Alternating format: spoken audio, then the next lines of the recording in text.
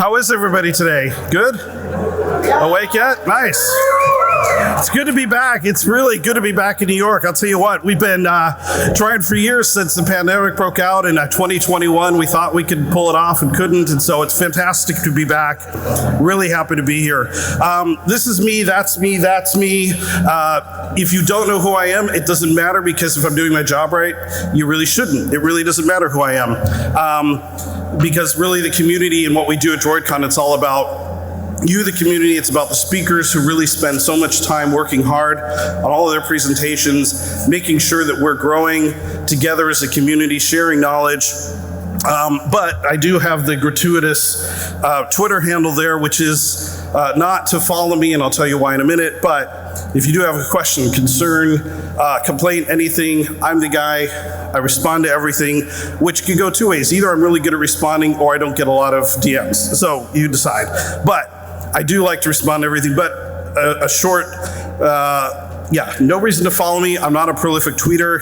If you do, you might see something like this, which is me sort of helping Ash to feel better about not finishing his slides for Berlin, inadvertently outing Kevin Galligan for not having completed his slides, making him feel bad, realizing that probably wasn't cool. So then, of course, I overcompensated by giving Kevin some positive affirmations to say before any of his talks, and also about his tangents, which are really the best part of his talks. But so again, no reason to follow me, but you can DM me anytime. I'm always enjoying hearing from anybody. But again, this is probably what you get from me. Anyway, so that tangent is dedicated to Kevin because tangents are great. Anyway, in case you didn't get the info, there is a fantastic app for the conference. I have in the past thought I would put the QR code on there and realized it probably just doesn't matter. There's really no way from the distance to actually scan that, but you will find it, DroidCon New York, iOS and App Store. Speaking of Kevin has an artifact here that I want to bring up. In fact, Kevin and Touch Lab were the first to actually do DroidCon back in 2014. So this here, Kevin. Hey, it's great to see everybody. How you doing? All right. I had it framed on a wall. I was going to wear it, but then I took it down, and it looks like it's been framed on a wall for several years, so just going to put that back in the bag. But anyway, that's it. Woo! No, Kevin, you got to stay, because I was going to tell them all about the app, but you tell them about the app and what you did. Okay, so we started with let's try Compose UI in iOS to see if we could put a button in, and then it was like, well, it works okay. And then yada yada, the whole app is like Compose iOS, or UI in iOS. It's a little, you drop a frame here and there, let's be honest, and I'm not sure if the Compose team is excited, delighted, or if they're annoyed that we did it because it's before even tech previews, but it works. You can also switch to Swift UI in the settings. I will, shameless plug, well, obviously we do a lot of Kotlin multi-platform, and we're doing a really interesting demo a couple times a day at the conference of our new Swift-enabled UI, API surface. We're not quite shared UI yet. That's it. Okay, shameless plug, but come to the booth. All right, bye. Good, thanks, Kevin. Anyway, so I was actually going to do the shameless plug for him, but appreciate you doing that for me. Okay, hey, man, Yeah, all right. Thanks so much, Kevin. Appreciate it. All right. Okay, so, they did a great job. We're actually happy to be the guinea pigs. I think 2018, Kevin, if I'm not mistaken, was the first Kotlin multi-platform DroidCon app. It was in 2018. I think your first... And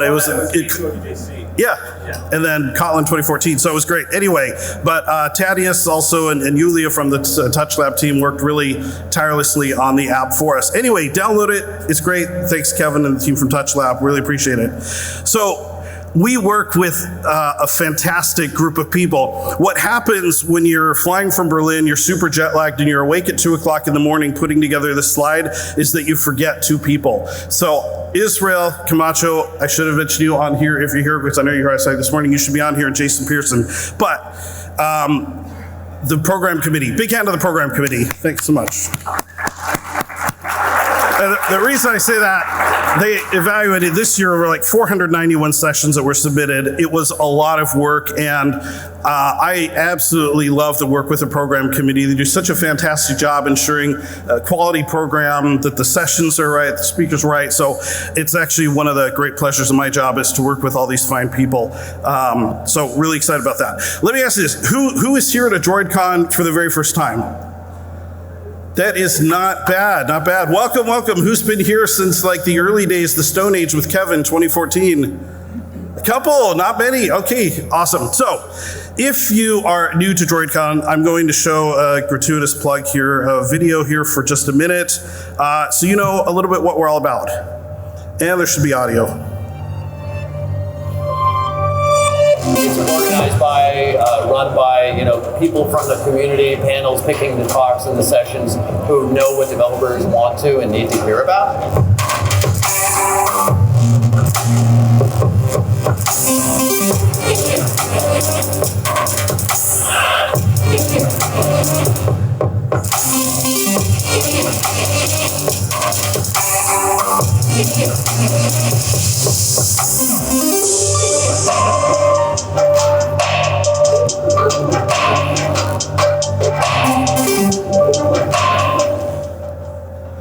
All right, so that's DroidCon.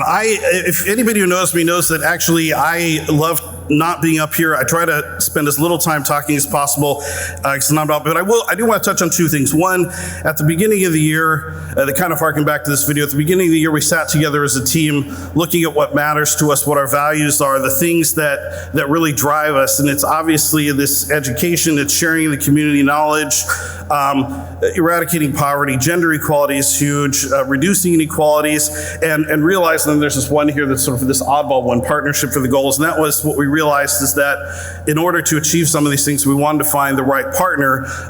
So this is a little bit about the partner we chose to help us on a community project that we're trying to involve everyone in. So this is Groundbreaker.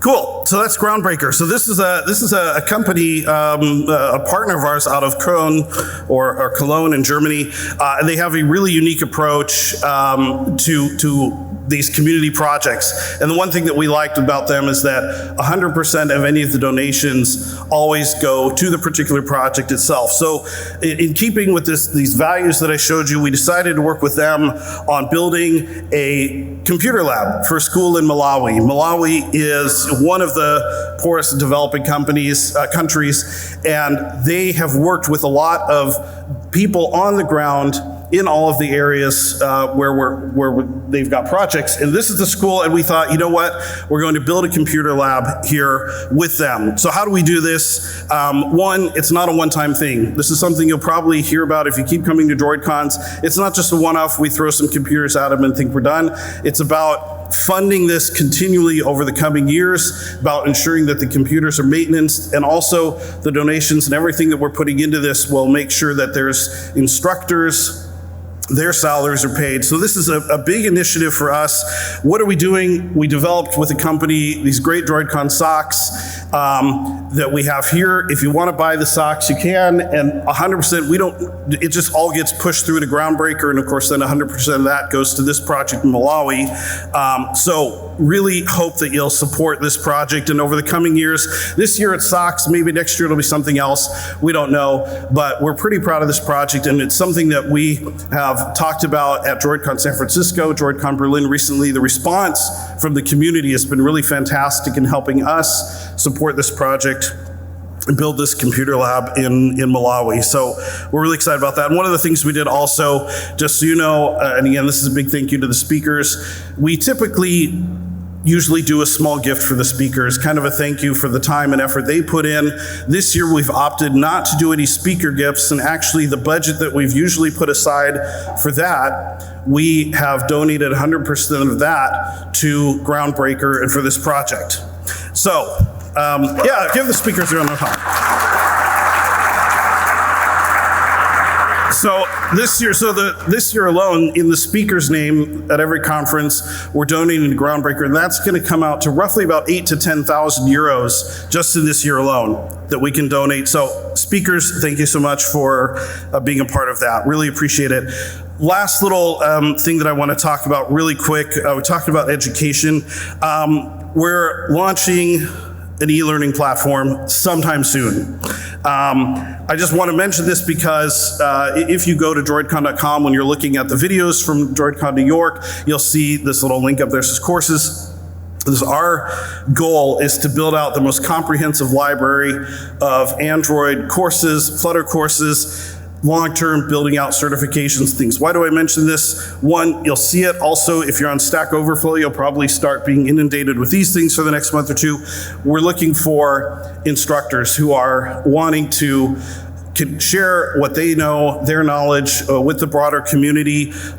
This is kind of a gig where the instructors, we pay them up front to develop courses. They get royalties on the success of the platform, and it's sort of a way for us to win-win with the community on that. Enough said about that. You'll see it. I hope if you're interested in being an instructor, sharing your knowledge on this platform, again, my goal is to build, I think, what is the most comprehensive library of Android and Flutter educational resources for the community. So that, done with the shameless plug on that one.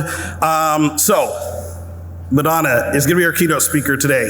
The community has evolved. So if I think about the community where it was a few years ago in pre-pandemic, and probably if you're newer to the community, maybe you've just come on, you might think this is like the normal. And for those of us who've been around for eons, it is not normal in terms of the way we know the community. And so it's gone through an evolution. I think the community is still going through an evolution in terms of what we do, in terms of getting together and meetups and things like that, whether stuff is virtual, whether it's in person. I think we're all evolving. And about a year ago, I was just a huge fan of Madonna and what she's been doing to bring the community together.